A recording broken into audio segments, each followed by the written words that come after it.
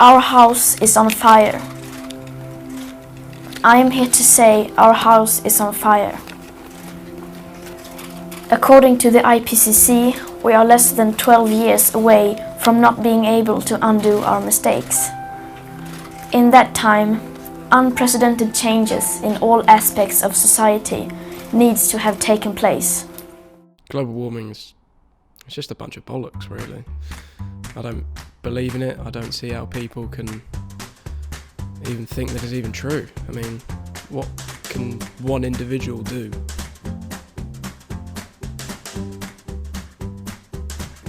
Harrison is on his way to meet Tracy Turton, the Energy and Environment Officer for the Environmental Sustainability Team at the University of Lincoln. So what is your role on the Environmental Sustainability Team? Well, I support the environmental team in developing different projects. We work towards achieving our ISO 14001 standard, which is an environmental management system. So that in turn puts in procedures, policies, ensures we adhere to legislation.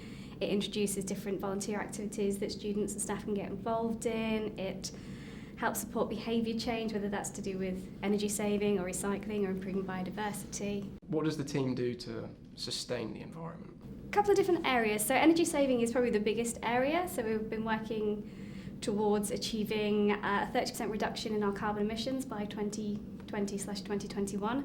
We're currently up to 27%. So I've spent various amount of time sort of putting in different projects for that kind of thing. We're also looking to improve the biodiversity on campus. We've got urban bee gardens, we've got kitchen gardens.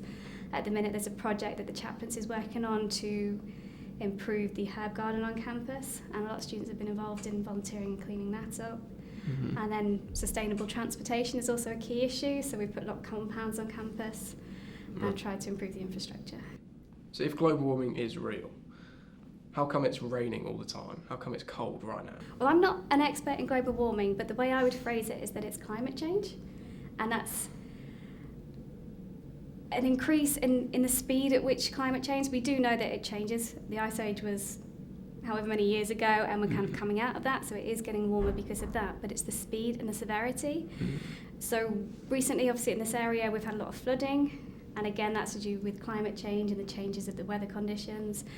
In California and Sydney, we've had a lot of fires recently, and again, if it wasn't as warm or as dry, we could have the infrastructure in place to ensure that they were actually dealt with in a better manner. But if we can slow it down, then we can find the solutions, and we can actually make sure that there's procedures in place to ensure that we can survive. What is the point in recycling? Recycling is important, and I genuinely believe that. However, I think reducing what we consume is actually a bigger issue. There's less stuff to go out there in the world. Last year, the recycling rate was about 25%, which means 75% was going to general waste to be turned into kind of a energy-derived fuel. And that's the equivalent of about 418 tonnes of waste. And now if we can reduce that, that's less emissions going into the air, that's less things being burnt, that's less things being consumed, and there's a lot of energy that comes into play when actually creating the products in the first place. If greenhouses are good for growing plants, and plants are good for the environment, why are greenhouse gases so bad? There's 6 main greenhouse gases. Okay.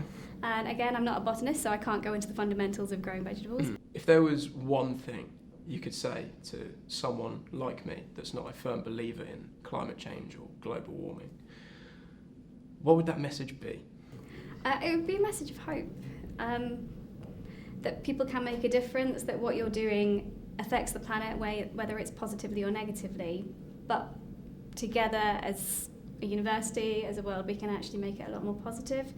There's only a finite number of resources in the world, and eventually they will run out.